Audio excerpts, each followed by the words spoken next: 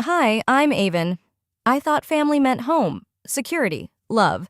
Instead, on my 30th birthday, my parents handed me a packed suitcase and a silent eviction. No thank you. No goodbye. Just a cold command. You're too old to freeload.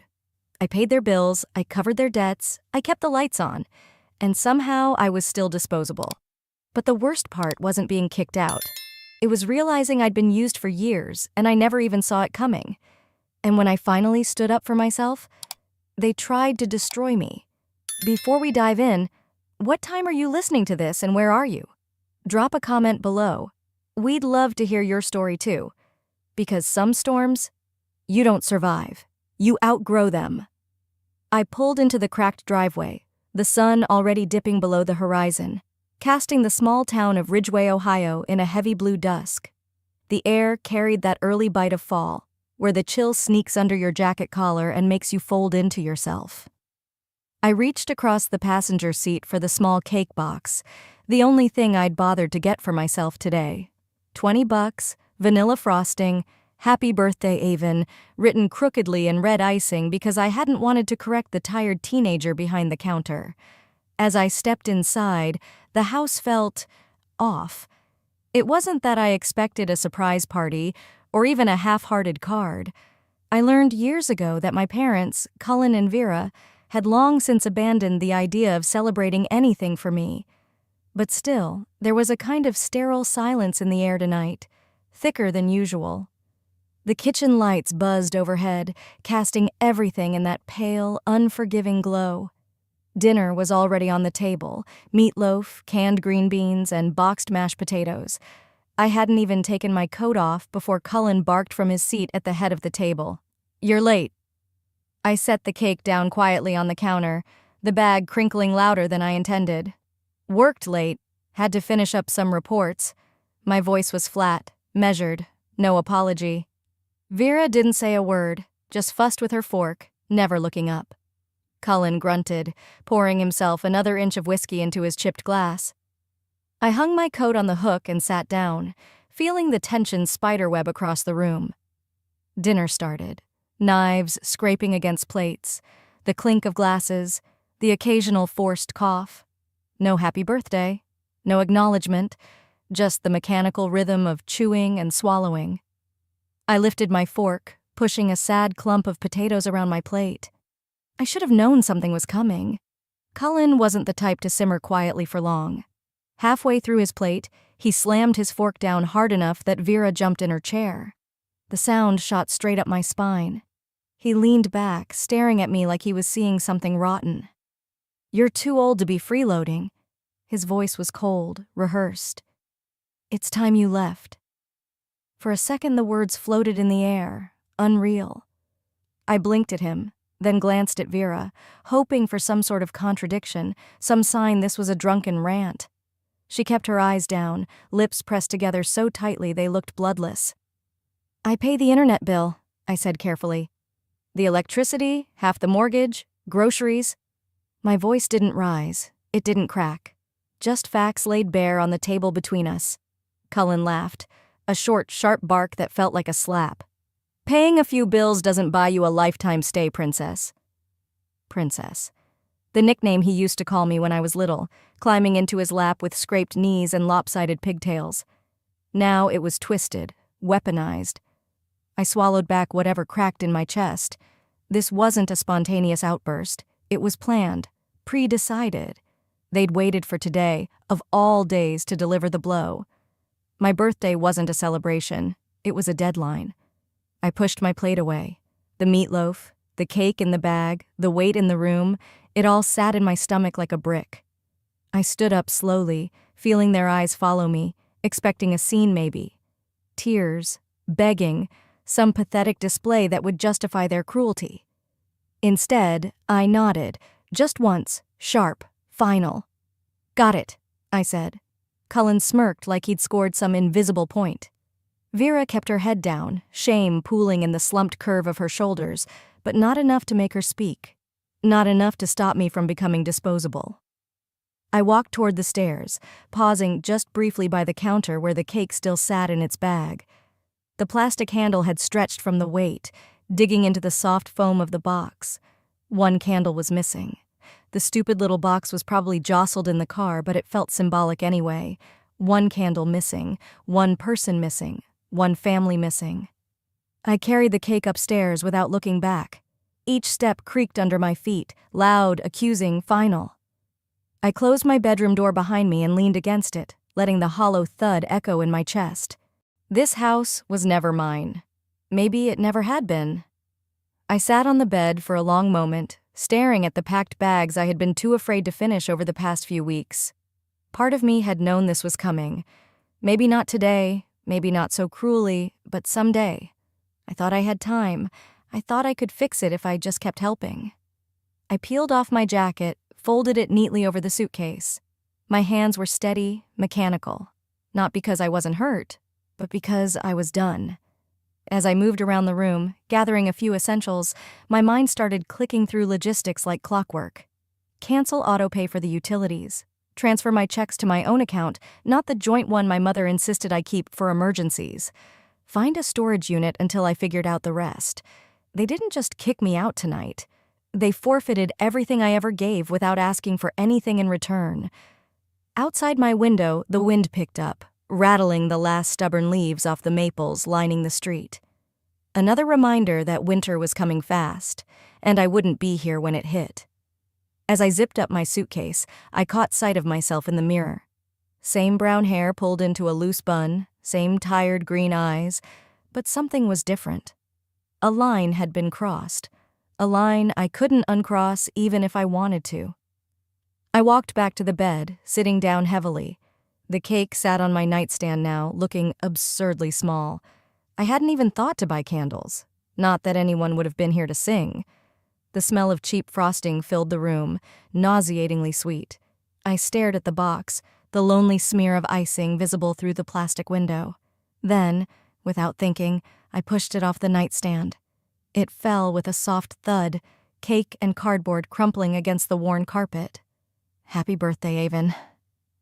I sat on the edge of my bed, the silence in my room pressing against me like a second skin.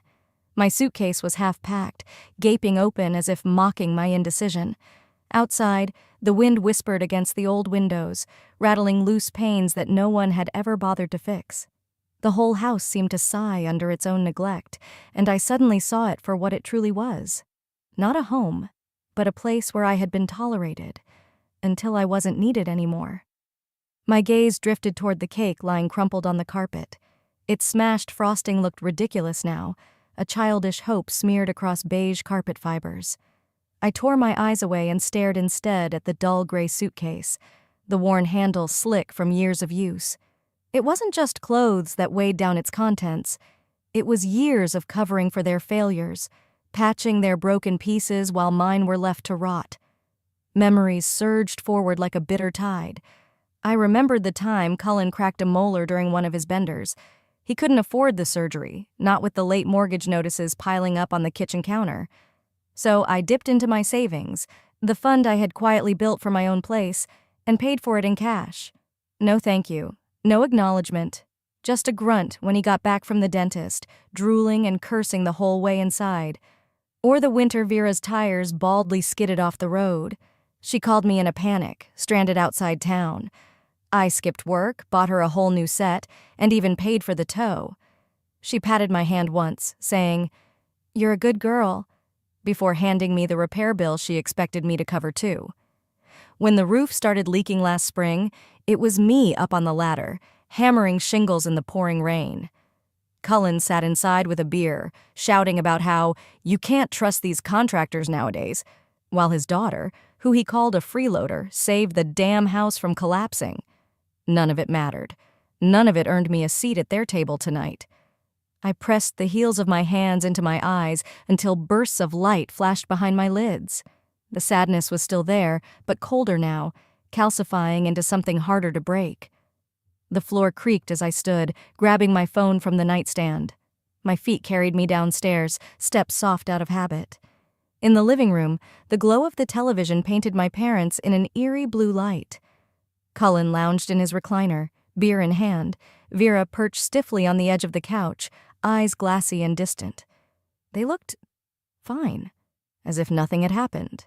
As if tonight had been just another Wednesday where they shoved food into their mouths and pretended the world owed them something. I stood there, waiting.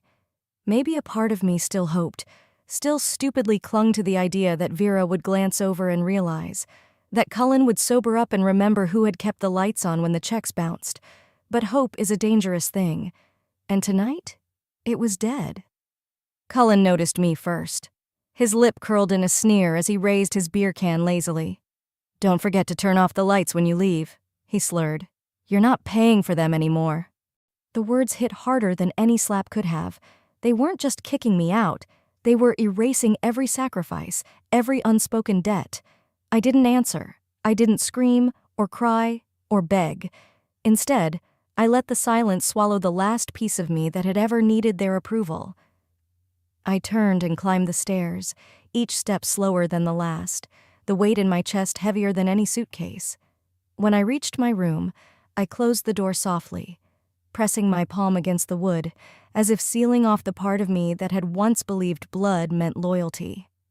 For a long minute, I just stood there, breathing in the musty smell of old carpet and stale memories.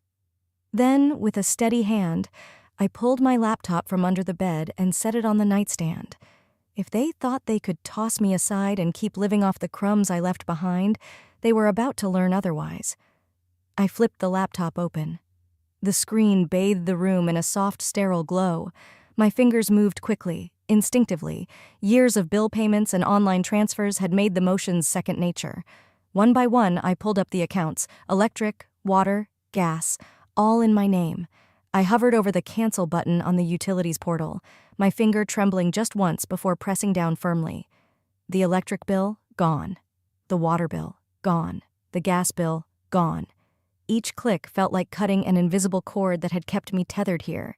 In a house where love was measured in convenience and betrayal, was wrapped in silence. Next came the bank account, the one my mother insisted we keep joint for emergencies. I moved my remaining funds into a private account I had set up months ago, back when a tiny voice inside me warned that this day would come. Transfer complete.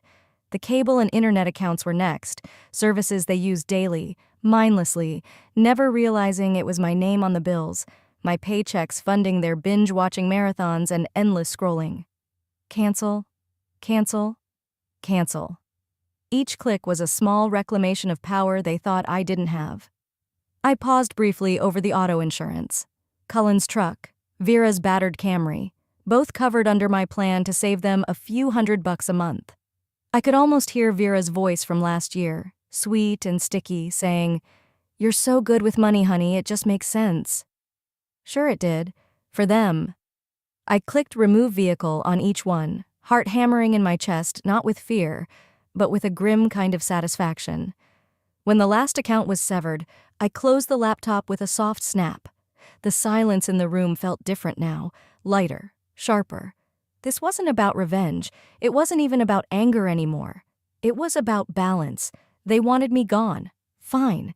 But they would finally feel what it meant to lose the daughter who had held their fragile little world together with invisible thread.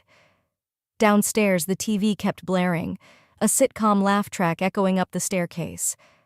I wondered how long it would take before the lights flickered out, before the heater sputtered its last gasp, before reality crept into their little bubble of self-righteousness. I wasn't sticking around to find out. Tomorrow, I would be gone. But tonight I started pulling the first bricks from the foundation they had so carelessly built on my back. The glow of the laptop screen dimmed slightly as I leaned back, my fingers poised above the keyboard. It was nearly midnight, and the house had fallen into a deceptively peaceful silence. Below my window, the oak trees rustled quietly in the late autumn wind, carrying with it the brittle scent of dried leaves and the first whispers of the coming winter. For a moment I sat still, feeling the ache seep into my bones. I wasn't just tired from the physical weight of the day, I was exhausted from years of carrying responsibilities that were never acknowledged. But exhaustion was a luxury I couldn't afford tonight. I cracked my knuckles softly, exhaled, and focused. First up was the electricity bill. I had been the primary account holder ever since Dad forgot to pay one winter, and we went 2 days without heat. My password slipped easily into the login screen. Within seconds, I navigated to the payment section, heart steady, mind sharper than it had been in years. Remove payment method. Confirmation flashed across the screen. I clicked submit without hesitation. Next was the water bill. Same story. I canceled the auto pay, deleting my debit information with a grim sort of satisfaction. I wasn't just leaving, I was extracting myself surgically, methodically, from every vein that kept this household alive. Netflix was next. I almost laughed seeing the profile names, dads, moms, even one labeled Family Movie Night, a joke considering we hadn't had one in nearly a decade. Delete account. Internet service? Gone. Cell phone plan add-ons? Gone. My personal Amazon Prime account? Disconnected from the shared household address. Each click wasn't vengeance. It was survival. It was truth manifesting through action. After an hour, I pushed the laptop slightly aside and pulled out a yellow legal pad from the nightstand drawer. I wrote down everything I had disconnected, everything that would stop operating once the morning sun crawled across the siding of this crumbling house.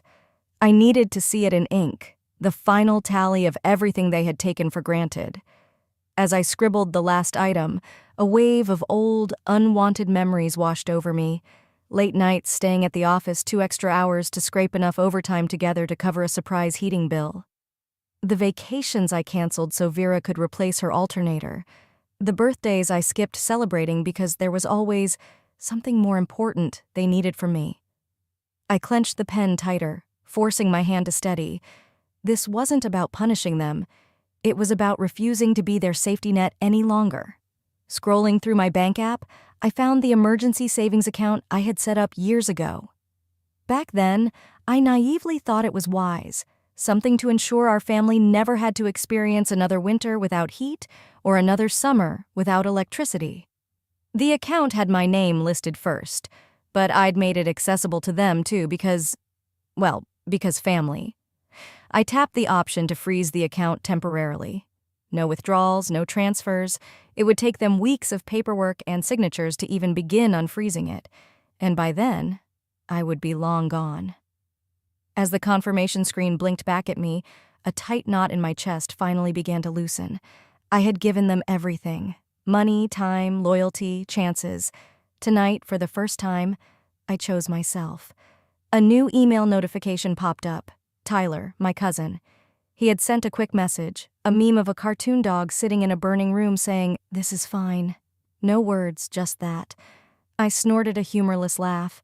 Tyler, for all his faults, always knew when something was wrong. I debated replying but decided against it. I didn't want to drag him into this. He was family by blood, but he wasn't part of this decay. Some bridges needed to burn without witnesses. Instead, I opened a blank email draft, typing out a subject line in mechanical strokes. "You asked me to leave. Now, so has my support." I stared at the blinking cursor. My fingers hovered over the send button, heart thudding once, twice, and then I closed the tab. They didn't deserve an explanation. They deserved the silence they had gifted me tonight. The clock on my laptop flicked over to 1:57 a.m. The house creaked and settled, and somewhere downstairs, a bottle clinked against the side of the sink. I imagined Vera sitting on the couch, clutching her glass of wine, watching reruns like nothing was about to change. The heater clicked on, a deep, mechanical groan rumbling through the floorboards. Probably the last cozy night they would enjoy for a while. I double-checked every cancellation, every freeze, every disconnection. Scheduled to activate at sunrise. Neat, clean, irreversible. By tomorrow, when Cullen flipped on the light switch or tried to microwave his coffee, there would be no electricity. When Vera went to pay for her morning groceries using the joint card, it would be declined. When the internet cut out mid-episode of whatever drama she was binge-watching, they would know. They would feel it. I didn't smile. I didn't cry. I simply felt empty. But it was the kind of emptiness that promised something better would fill it in time.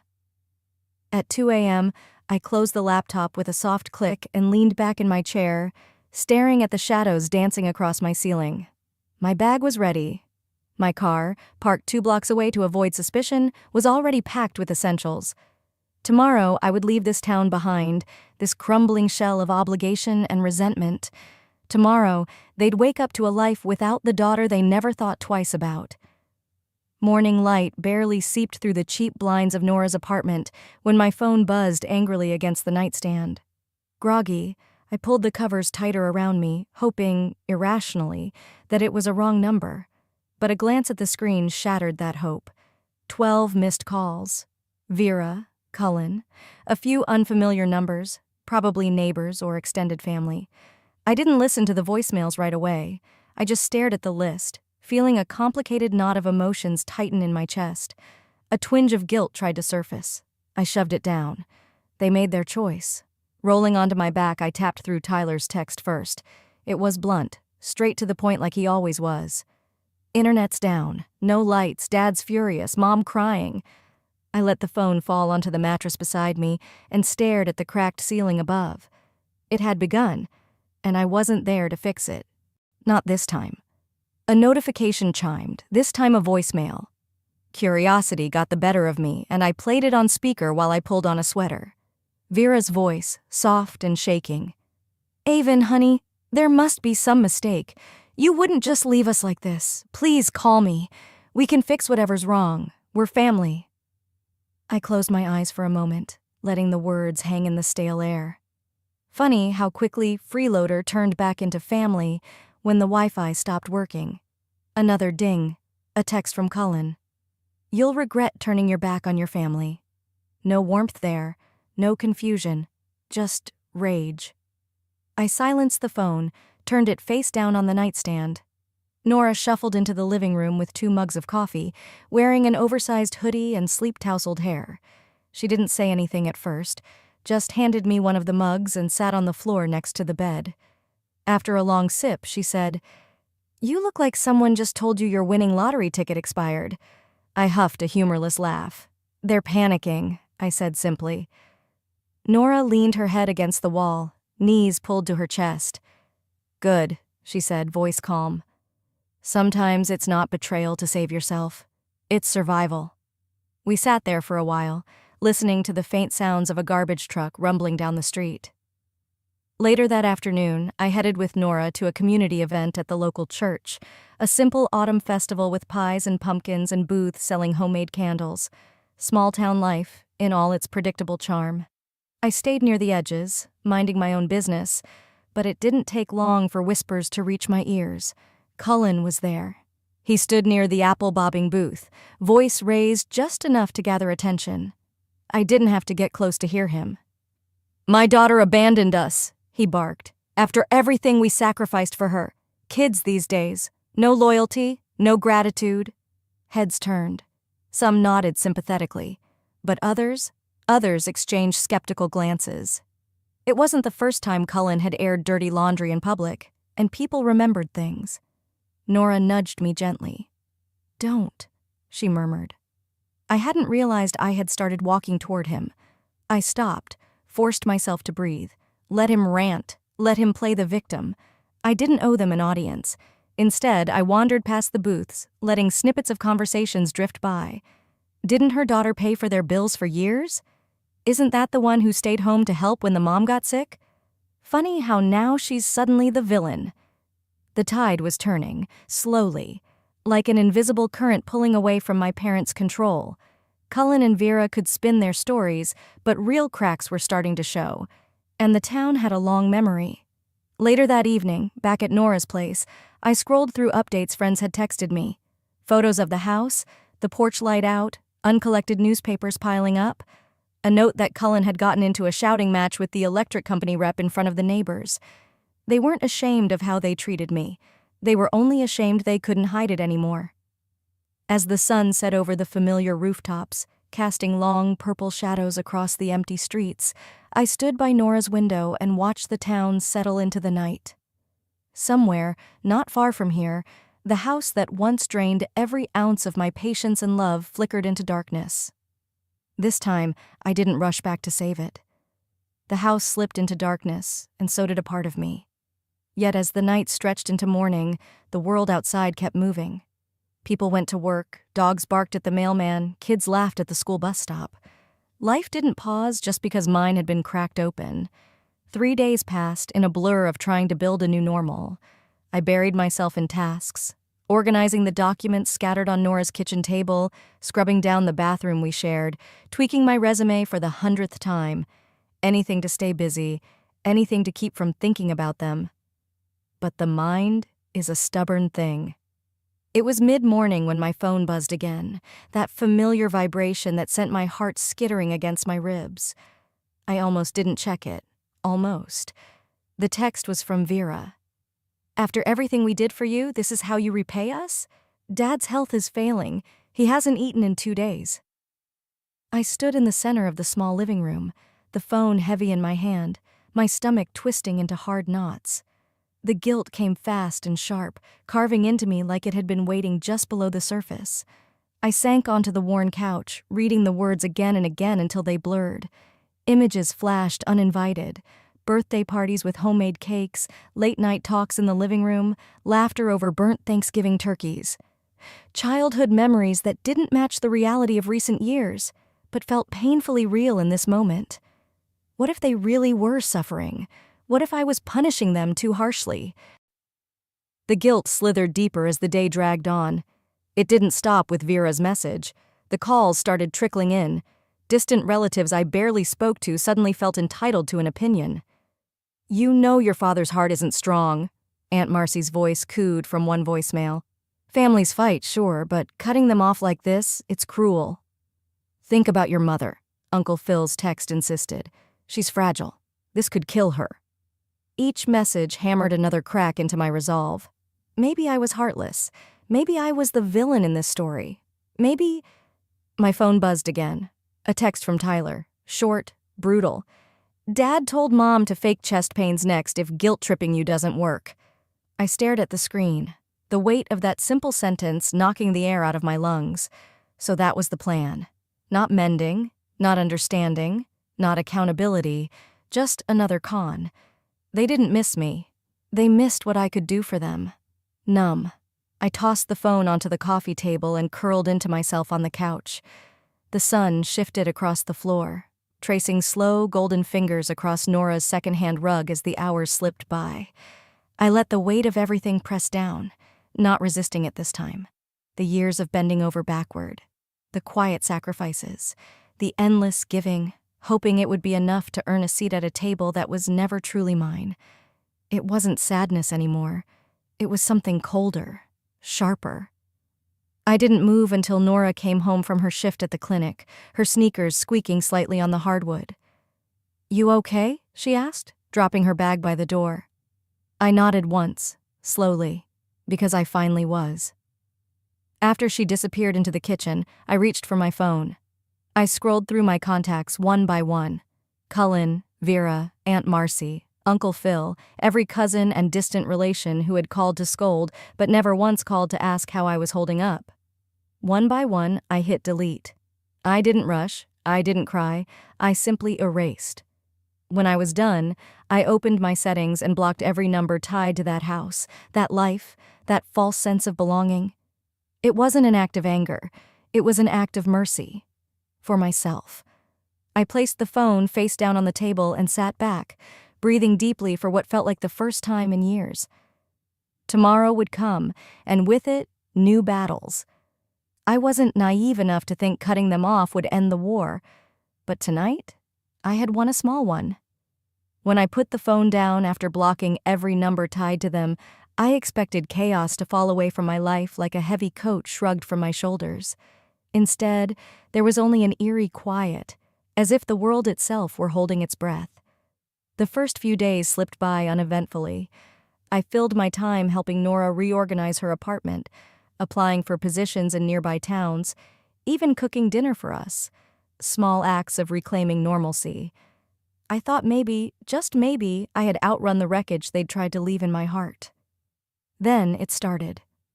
It was a Thursday morning, just as the fall chill began creeping through the windows. I was sipping weak coffee from one of Nora's chipped mugs when my phone buzzed across the table. At first, I thought it was another job rejection. Instead, it was a message from Carrie, an old coworker. "Hey, you seen what your dad posted?" Curious, I tapped the link. There it was, splattered across the local town's Facebook group like a festering wound. Cullen's words burned into my screen. Some daughters are raised to be grateful, some turn into snakes. After everything we sacrificed, our daughter left us sick, starving, abandoned. Pray for us. The post already had over 100 comments. Some offered prayers. Others, people I barely knew, hurled judgment like stones. "Ungrateful brat," one read. "Parents give you life and you spit on them?" Another sneered. For a second, my hands shook so hard I almost dropped the phone. Nora glanced over from the kitchen counter, her brows pulling together. "Bad?" I could only nod, pressing the phone screen to my chest like it might stop the ache rising in me. By noon, the wildfire had spread. Screenshots flooded my inbox from friends who still cared enough to send warnings.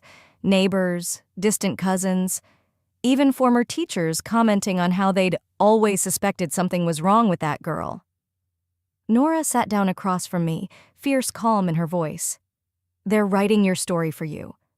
Are you really going to let them?" I stared at her, the words sinking in deeper than I cared to admit. No, not this time. I powered off my phone and turned to the drawer where I'd been keeping the folder. My insurance, my truth. Inside was a carefully kept record. Years of receipts, screenshots, emails, bank statements. Proof of the thousands of dollars I'd funneled into that house, into those people, without ever once demanding gratitude. Electric bills in my name, mortgage payments from my account, repairs funded by my overtime shifts. They had forgotten the cost because they had never paid it. But I hadn't. I spent the next few hours scanning documents, organizing files. Every receipt was a memory, and every memory was a blade cutting away whatever pity I might have felt. By evening, I had built an arsenal, a neat, unassailable fortress of evidence. Nora peeked into the room, her voice low. "You gonna post it?" I looked up from the laptop, shaking my head. "Not yet," I said. "Let them talk a little more. Let them show everyone who they really are." Because I knew something Cullen and Vera hadn't counted on. I wasn't rushing into battle with blind anger. I wasn't swinging wildly like a wounded animal. I was patient now, strategic. The small town we lived in thrived on gossip, but it also crumbled fast when truth surfaced. All I had to do was wait for the right crack in their facade, the moment when their lies grew too bloated to hold themselves up. And when that moment came, I wouldn't have to say much, just the truth. That night, as Nora and I ate leftover spaghetti on the couch, she raised her fork toward me like a toast. "To survival," she said. I smiled faintly, lifting my own fork. "To never apologizing for saving yourself." Later, lying awake in the quiet of the spare bedroom, I replayed Cullen's words in my head. Some daughters are raised to be grateful. He was right, in a way. I had been grateful. Grateful even when they starved me emotionally, drained me financially, erased me as a person. But not anymore. By the time I drifted off to sleep, I wasn't just surviving their lies anymore. I was about to bury them with the truth they thought I'd never dare say. The decision had been made. There was no turning back. I sat at the small dining table in Nora's apartment, laptop open, heart hammering in my chest but hands steady. The air smelled of leftover coffee and rain from the night before. Ordinary scents clashing against the extraordinary moment about to unfold. Carefully, I uploaded the thread. It wasn't angry, it wasn't emotional, it was clinical. First, screenshots of my years of utility payments, power, water, internet, each bearing my name, each dated clearly. Then came the bank statements showing mortgage payments pulled monthly from my account, even when Cullen's paycheck had been enough to cover them. I included old emails between me and the landlord, messages verifying I had funded repairs that had kept the house standing through harsh Ohio winters. Finally, I laid out a brief timeline. The years I sacrificed vacations, birthday celebrations, even simple self-care to keep a roof over their heads. And then the ending. A simple statement. When they asked me to leave, they didn't just lose a daughter. They lost the person who kept the lights on when they weren't looking. I hit post. For a moment, there was silence. Only the faint hum of the fridge broke the stillness. Then the phone began to buzz. It started slow. A few likes, some comments of shock, a few private messages from old school friends saying, "I always wondered why you stayed so long." Then the momentum shifted like a dam breaking. Dozens of shares, hundreds of comments, neighbors, former teachers, even people I barely remembered started chiming in. One neighbor posted, "I remember seeing her shoveling their driveway alone when she was 16 while her parents yelled from the porch." Another, "Cullen always bragged about how he never paid a cent for household bills once Avon got her job." Stories poured out like hidden wounds finally surfacing. It turned out, people had seen more than they ever let on. They just hadn't spoken until someone dared to name the truth out loud. Meanwhile, Cullen and Vera panicked. First, Cullen tried to counterattack. He posted a brittle, furious status. "We all have misunderstandings in families. My daughter exaggerates things for sympathy. Sad, really." It backfired instantly. Underneath, commenters weren't buying it anymore. "Funny how you never posted about her paying your bills until now," someone snarked. "You don't look too sick cashing her checks," another added, brutal in its honesty. Then Vera tried a different tactic. Pity. Voicemail after voicemail filled my inbox. "Avon, please. Your father isn't well. I didn't know he was going to post that. This is all a huge misunderstanding. Please take it down before people think badly of us." There was a time when that pleading tone would have shattered me. Not anymore. I knew now it wasn't about regret. It was about reputation. That afternoon, Nora and I walked down to the fall festival at the town square. The crisp air smelled of caramel apples and hay. Children squealed from the bounce houses. The old brass band tuned up on the stage by the courthouse steps. I felt eyes on me the second I arrived. It wasn't hostility anymore. It was something softer, sadder, a kind of collective realization. I passed by Mrs. Langford, my old elementary teacher. She gave me a nod and a small, sad smile. Mr. Collins from the hardware store tipped his cap silently. Finally, as Nora and I neared the pumpkin carving station, a woman I barely knew, one of Vera's old church friends, stepped forward. Her hand was gentle as she touched my shoulder. "You deserved better, sweetheart," she said quietly. "We all knew. We were just too afraid to say it." Tears stung the back of my eyes, but I blinked them away.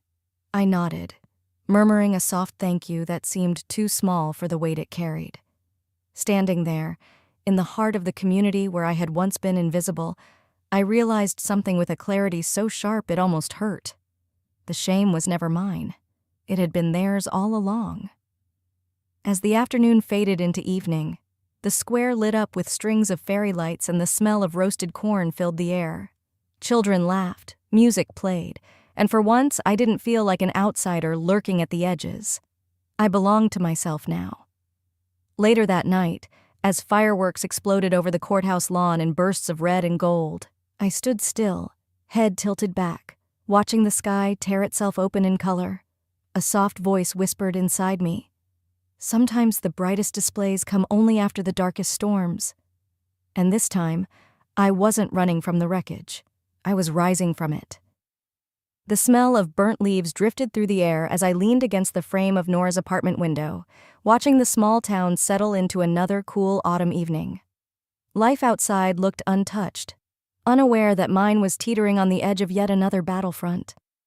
2 days had passed since I posted the truth. I had almost let myself believe it was over, that maybe, just maybe, silence would be the final word between us. Then came the knock. It wasn't frantic or violent, just a polite, almost embarrassed rap against the door. I glanced at Nora, who peered over her coffee mug, brow furrowed. Crossing the small living room, I opened the door to find a uniformed officer standing there, holding a large manila envelope. "Miss Avon Marin?" he asked, voice neutral. "Yes," I answered, a knot already forming in my stomach. He handed over the envelope. "You've been served. Civil suit. Any questions? The contacts listed inside." I thanked him mechanically, closed the door with a soft click, and stared down at the envelope like it might bite. I didn't have to open it to know who it was from. Sitting down at the kitchen table, I slid my finger under the flap and unfolded the papers inside. Cullen had filed a lawsuit against me. The charges were laughable if they hadn't been so cruel. Theft, emotional elder abuse, financial abandonment. It was a tantrum dressed up in legalese. Nora read over my shoulder, muttering, "Unbelievable. They're trying to destroy you because you walked away." For a brief moment, that old familiar guilt flared, hot and sharp like a reopened wound. The same voice that had haunted me since childhood whispered, "Maybe you're making too much of this. Maybe you should have just stayed quiet." But that voice had lost its power. Instead of spiraling, I inhaled slowly, feeling the solid ground of truth beneath my feet. "Not this time," I said aloud, standing up. "I'm done apologizing for saving myself." By noon, I was on the phone with a legal aid office in Columbus. I explained everything, methodically, calmly, forwarded them the proof I had already compiled, every payment, every receipt, every documented act of support. They listened, asked careful questions, then assured me they would help draft a countersuit if needed. "You have a strong case," the paralegal said, "and honestly, it sounds like you should be the one suing for exploitation." I didn't want revenge. I wanted my life back. That afternoon, I took their advice and filed my own formal complaints, this time outlining years of financial manipulation under emotional coercion. Elder abuse, it turned out, went both ways when adult children were weaponized for labor and money under the threat of guilt. The backlash was swift. Vera called first, her voice trembling with manufactured grief. "Avon, please. You're tearing this family apart. We only wanted what was best for you. You're overreacting. You know your father's not well." I didn't respond. An hour later, Cullen's text came in, a final poisoned dart. "You think you won. Family always gets the last word." I stared at it for a long time, the words blurring slightly as anger and pity warred inside me. Then I opened the small drawer beside my bed. Tucked in the corner, wrapped carefully in a tissue, was the tiny plastic cake topper I'd bought myself on my last birthday. The birthday they had turned into an eviction party. A single candle, a broken memory. I turned it over in my hand, feeling the absurdity of how much hope had once been packed into such a small, meaningless object. "Family isn't who you're born to," I whispered into the quiet room. "It's who treats you like you matter." 2 days later, I found myself standing outside the police station, legal papers in my hand, flanked by a volunteer advocate from the aid office. The building was gray and square, no more imposing than a post office. Yet the weight of what it represented settled heavy on my shoulders. Inside, Cullen sat rigidly at a battered wooden table, Vera beside him, her hands twisting the strap of her handbag. They looked smaller than I remembered, angrier, weaker. An officer calmly explained that if they pursued the false charges, they could be countersued for defamation and financial abuse, charges that could stick with the evidence I held. Cullen's face turned an alarming shade of red. He shoved his chair back, rattling it against the floor. "This is a witch hunt," he snapped at the officer. "She's manipulating everyone."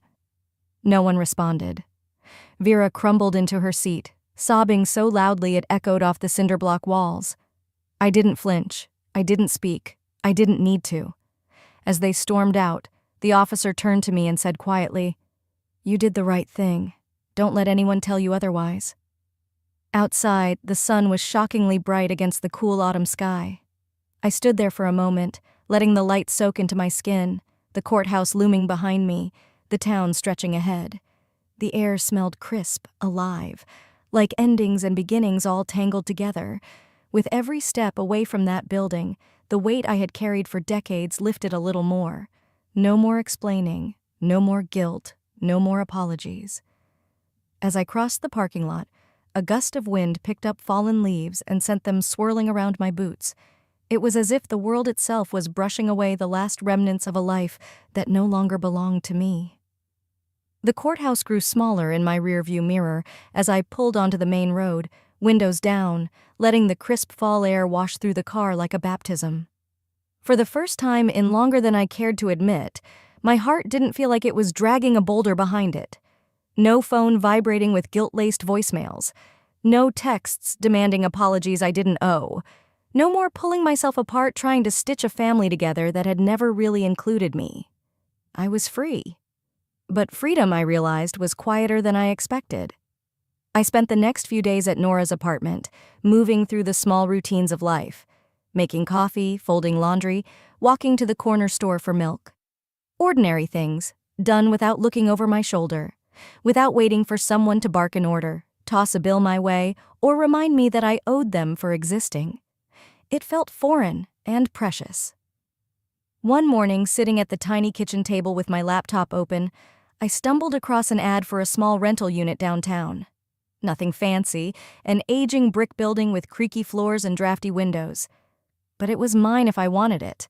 And for once, I did. By noon, I'd signed the lease. I didn't tell anyone except Nora.